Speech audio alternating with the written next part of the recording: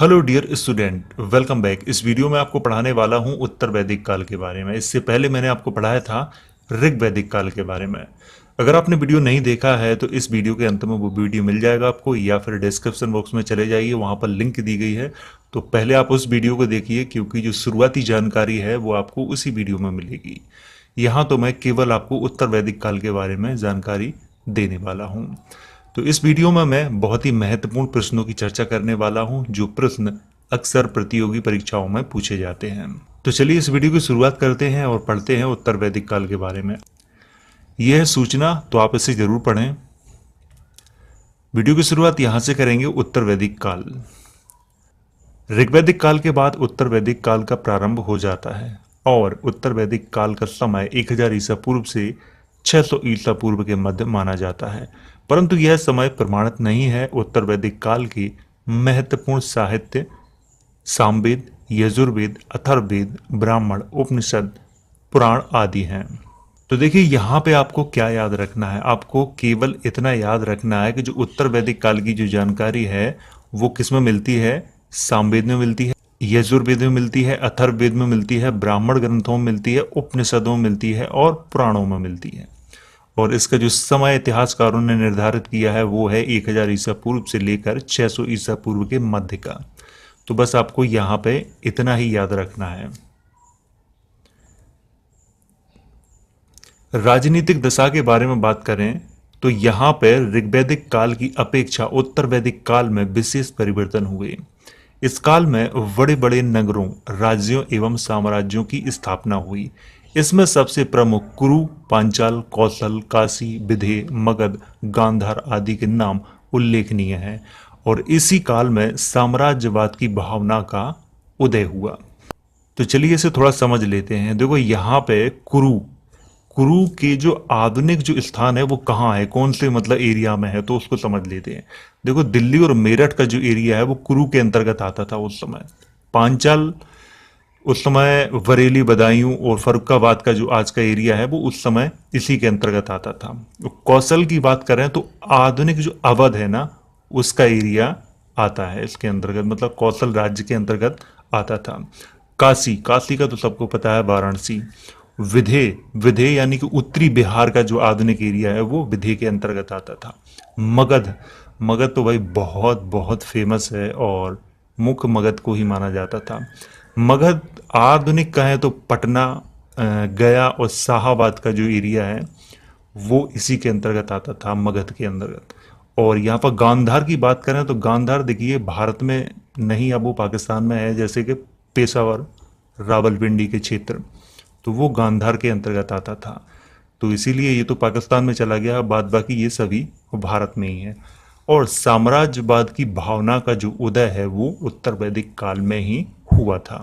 साम्राज्यवाद से मतलब होता है कि अपने ही साम्राज्य को आगे तक विस्तार करना। जैसे कि मौर्य साम्राज्य में, जैसे कि सम्राट अशोक का साम्राज्य ईरान तक उसकी सीमाएं जाके टच करती थी। तो ये जो साम्राज्य बढ़ाना है तो इसी को साम्राज्यवाद कहते हैं। अब इसको जो बढ़ाने का तरीका है वो मारकाट भी हो सकता है, शांति प्रिय तरीके से भी हो सकता है। वैसे शांति प्रिय तरीके से तो होता नहीं है, युद्ध लड़ने पड़ते हैं और युद्ध जीतने पड़ते हैं, तब जाके उनके राज्यों पर कब्जा होता है। तो जो साम्राज्यवाद की जो भावना है तो वो इसी काल में उदय हुई थी, यानी उत्तर वैदिक काल में उदय हुई थी। तो अब आपको केवल यहाँ पर ये याद रखना है कि जो प्राचीन जो इनके जो नाम थे वो आधुनिक स्थिति कहाँ है। ये क्वेश्चन एक दो एग्जाम में मुझे मिला है, तो इसलिए इनको याद रखना मैंने आपको बताया है। तो आप वीडियो को दोबारा से देख सकते हो।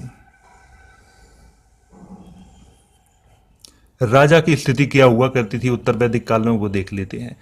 ऋग्वैदिक काल की अपेक्षा उत्तर वैदिक काल में ब्राह्मण का पद सबसे महत्वपूर्ण हो गया था और राजा का पद वंशानुगत हो गया था, तथा राजा को सिंहासन से उतरकर ब्राह्मण को प्रणाम करना पड़ता था।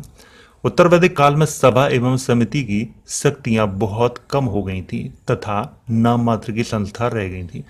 देखो मैं यहाँ पे बात करना चाहूंगा कि उत्तर वैदिक काल में ब्राह्मण का जो उस समय पद होता था, आज तो एक जाति का रूप है लेकिन उस समय जाति का रूप नहीं होता था। उस समय एक पद था जो कि पढ़े लिखे व्यक्तियों के लिए माना जाता था, कि जो विद्वान व्यक्ति होते थे उनके लिए वो पद रहता था। तो उस समय वो पद इतना ज़्यादा महत्वपूर्ण हो गया था कि राजा भी झुक के उनको सलाम करता था अपने सिंहासन से उतर के।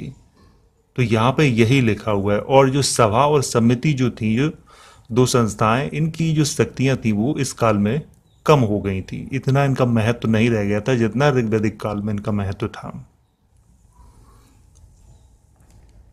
कर्मकांड की अगर बात कर रहे हैं तो उत्तर वैदिक काल में राजाओं के लिए राजसूय यज्ञ, सम्राट के लिए वाजपेय यज्ञ, चक्रवर्ती सम्राट के लिए अश्वमेध यज्ञ, विराट के लिए पुरुषमेघ यज्ञ और सर्वराष्ट्र के लिए सर्वमेघ यज्ञ अति आवश्यक हो गए थे। तो यहाँ पे कर्मकांड बढ़ जाते हैं उत्तर वैदिक काल में, लेकिन ऋग्वैदिक काल में इस तरह के कर्मकांडों का उल्लेख बहुत ही कम किया गया है, लेकिन उत्तर वैदिक काल में इनका उल्लेख बहुत ज्यादा किया गया है। अब बात करते हैं यज्ञों की। राजसूय यज्ञ क्या होता है, इसका वर्णन यजुर्वेद में किया गया है और इसके अंतर्गत राजा यज्ञ करवा के एक घोड़े को छोड़ देता था और वह घोड़ा जिन प्रदेशों से होकर जाता था वो सभी प्रदेश उस राजा के हो जाते थे, और किसी राजा ने उस घोड़े को रोक दिया तो उस राजा से युद्ध होता था। देखो यहाँ पे कहने का मतलब है कि जो राजा राजसूय यज्ञ करवाता था तो वो क्या करता था कि यज्ञ करवाने के बाद एक घोड़ा छोड़ता था और उस घोड़े के पीछे कुछ अपने सैनिक भी लगा देता था। तो वो घोड़ा जिस जिस एरिया में जाता था और उसे किसी ने नहीं रोका तो वो एरिया उसी राजा का समझा जाता था जिस राजा ने ये घोड़ा छोड़ा है। और जहां भी ये रुकता था, जैसे कोई मान लो कोई राजा रोक लेता था तो उस राजा से युद्ध होता था और जो जीत जाता था वो एरिया उसी का होता था। तो राजसूय यज्ञ में ये होता था। वाजपेय यज्ञ, तो इसमें देख लेते हैं। इस यज्ञ के बारे में जानकारी शतपथ ब्राह्मण नामक ग्रंथ में मिलती है और इसे राजसूय यज्ञ से भी ज्यादा श्रेष्ठ माना गया है।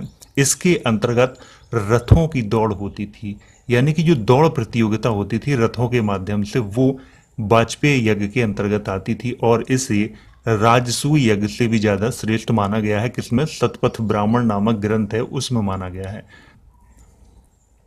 अश्वमेध यज्ञ, इसका उल्लेख ऐत्रेय ब्राह्मण नामक ग्रंथ में किया गया है और इसमें घोड़े की बलि दी जाती थी, परंतु इतिहासकारों ने अनेक मत प्रदान किए हैं।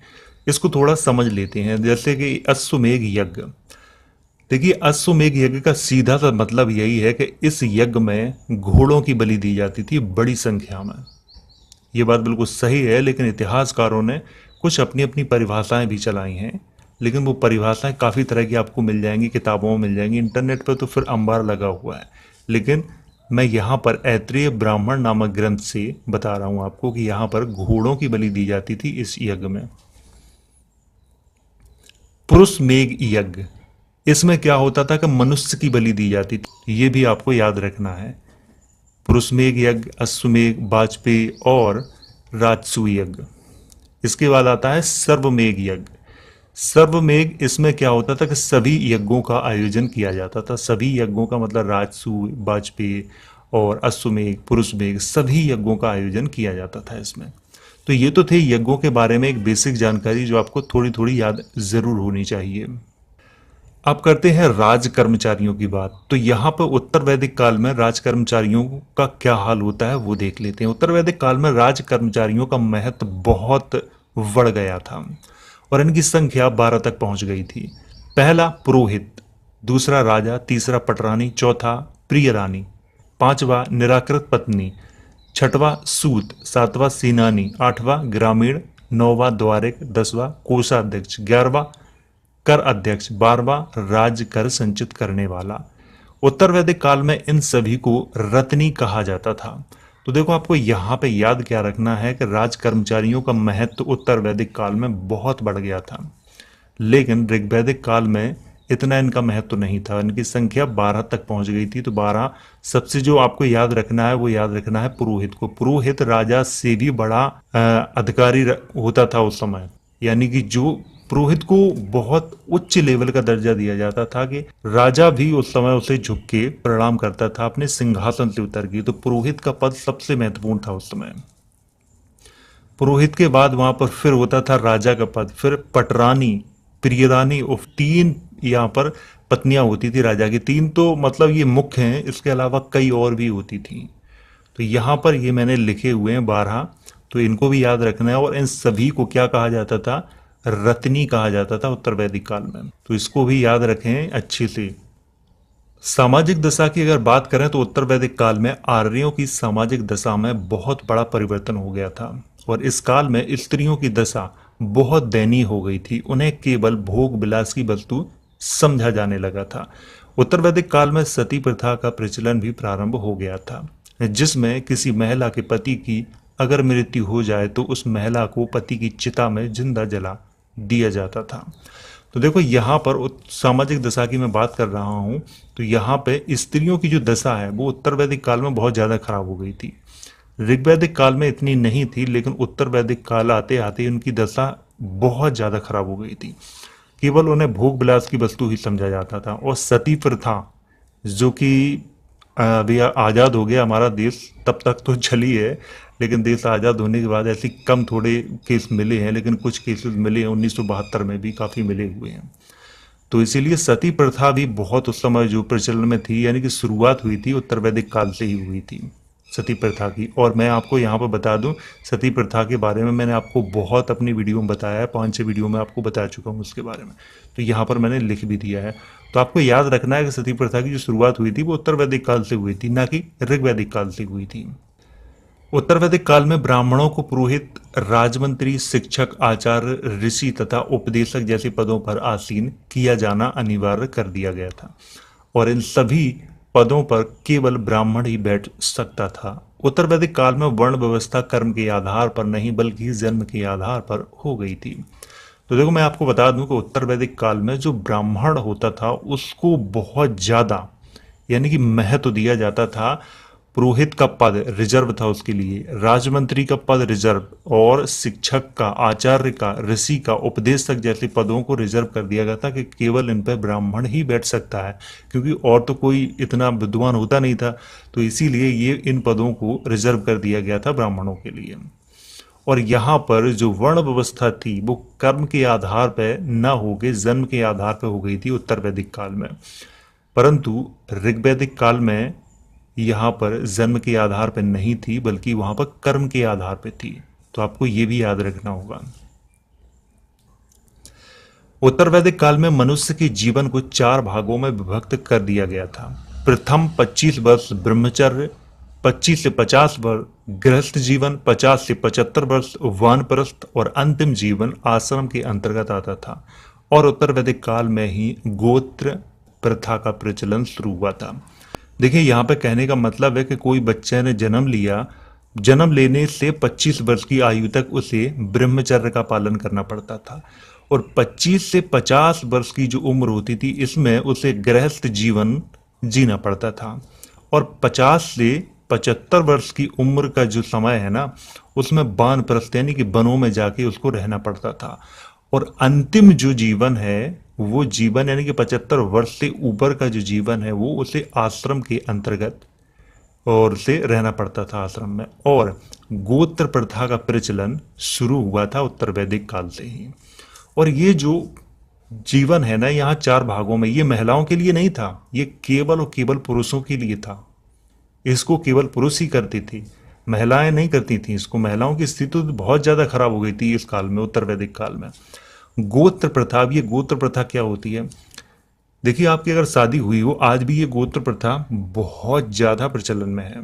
आपकी अगर शादी होती है ना तो तब गोत्र पूछा जाता है आपका।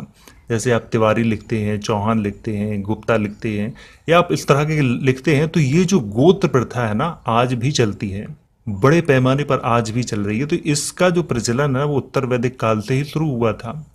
और एक ही गोत्र में कभी एक दूसरे की शादियां नहीं होती, यानी कि आपका गोत्र है तो उसमें ही आपकी शादी नहीं होगी, किसी और में आ जाके होगी। तो ये जो सिस्टम है ना, ये सिस्टम चला था उत्तर वैदिक काल से ही। तो इसको भी आप अच्छे से याद रखें। जितने मैंने हाईलाइट किए हुए हैं इनको आप थोड़ा अच्छे से ध्यान दें। अगर वीडियो एक बार समझ में नहीं आया तो आप दोबारा भी देख सकते हैं। आर्थिक स्थिति की अगर बात कर रहे हैं कि उत्तर वैदिक काल में जो आर्यों की आर्थिक स्थिति थी वो कैसी हो गई थी, तो उत्तर वैदिक काल में आर्यों की आर्थिक दशा में बहुत परिवर्तन हुए और बड़े पैमाने पर पशुपालन तथा कृषि का काम शुरू हो गया था। और उद्योग धंधों में विशेष उन्नति हुई, जैसे बढ़ई, लोहार, सुनार, मोची, मछुए, जुलाहे, धोबी आदि। तो ये यहाँ पर उद्योग धंधे भी शुरू हो गए थे उत्तर वैदिक काल में। लेकिन ऋग्वैदिक काल में इस तरह की कोई जानकारी नहीं मिलती है, और वहां पे कृषि का काम होता था और पशुपालन का होता था, लेकिन ज्यादा बड़े पैमाने पर नहीं होता था। उत्तर वैदिक काल आते आते कृषि और पशुपालन बहुत बड़े पैमाने पर हो गया था, और यहाँ पे उद्योग धंधे भी शुरू हो गए थे। व्यापार की अगर बात करें तो उत्तर वैदिक काल में व्यापार के क्षेत्र में बड़ी विशेष उन्नति हुई, और निष्क, कृष्णाल, सतनाम आदि मुद्राओं का प्रचलन शुरू हुआ, तथा उत्तर वैदिक काल में आर्य लोग जड़ी बूटियों का व्यापार करते थे। तो देखो, आपको याद रखना है कि यहाँ पे उत्तर वैदिक काल में जो आर्य लोग थे वो जड़ी बूटियों का व्यापार करने लगे थे। लेकिन ऋग्वैदिक काल में वो व्यापार नहीं करते थे, वो केवल और केवल कृषि का काम करते थे और पशुपालन का काम करते थे। लेकिन उत्तर वैदिक काल में उनके कार्य करने के तरीके बिल्कुल बदल जाते हैं। तो बस आपको यहाँ पर इतना ही याद रखना है। धार्मिक जीवन। उत्तर वैदिक काल में अनेक देवी देवताओं का प्रचलन शुरू हो गया था, और यज्ञों की प्रधानता इतनी बढ़ गई थी कि एक ही यज्ञ का आयोजन कई वर्षों तक होता था। धार्मिक अनुष्ठानों में ब्राह्मण का होना अनिवार्य कर दिया गया था, और यज्ञों के अवसर पर बलि देना अनिवार्य हो गया था। उत्तर वैदिक काल में ही बलि बैल, भैंसा, बच्चों आदि की दी जाती थी, और इस काल में विष्णु, शिव तथा प्रजापति जैसे देवताओं का महत्व अधिक बढ़ गया था, और भूत, प्रेत, तंत्र मंत्र आदि पर अधिक विश्वास किया जाने लगा था। तो यहाँ पर थोड़ा कुछ समझ लेते हैं। तो देखो, सबसे पहले तो ये समझ लेते हैं यहाँ पे कि यज्ञों की प्रधानता, यानी कि यज्ञ बहुत ज्यादा होने लगे थे, और यहाँ पर कुछ नए नए भगवान यानी कि देवी देवता भी आ गए थे, जैसे कि विष्णु, शिव, प्रजापति, इनका उदय हो गया था इस काल में। ऋग्वैदिक काल में मैं आपको पढ़ा चुका हूं, वहां केवल दो देवताओं का सबसे ज्यादा उल्लेख मिलता है। तो वहां पर दो देवताओं को बहुत महत्व दिया जाता था, इंद्र और अग्नि को। लेकिन उत्तर वैदिक काल में आ जाते हैं तो इंद्र और अग्नि का जो वर्चस्व होता है ना, जो महत्व होता है, तो वो कम हो जाता है। उनकी जगह विष्णु, शिव और प्रजापति आके उनकी जगह ले लेते हैं, और यहाँ पर यज्ञों की प्रधानता बहुत बढ़ जाती थी, और यज्ञ वर्षों तक चलते थे, एक दो दिन नहीं चलते थे। इतने बड़े तौर पे इनका आयोजन किया जाता था, राजा महाराजा करवाते थे, तो बड़े पैमाने पर इनका आयोजन होता था, और कई कई वर्षों तक ये यज्ञ चलते रहते थे। और यहाँ पर यज्ञों में ब्राह्मण का होना, या फिर कोई भी धार्मिक अनुष्ठान हो उसमें ब्राह्मण का होना अनिवार्य कर दिया गया था। अगर ब्राह्मण नहीं है तो वो शुभ नहीं माना जाएगा। और यज्ञों के अवसर पर बलि देना भी अनिवार्य कर दिया गया था। देखिए, बलि प्रथा तो अभी भी चली आ रही है, मैं नाम नहीं लूंगा, वैसे तो आप लोगों ने कई न्यूज़ में या आप देखते ही होंगे, और कई आज भी भारत में ऐसे मंदिर हैं जहां पर बलि प्रथा आज भी चली आ रही है।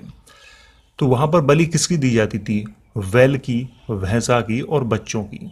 अब देखो, बच्चों का नाम मैंने क्यों लिखा है यहाँ पे, आप लोगों ने टीवी सीरियल्स तो देखे ही होंगे।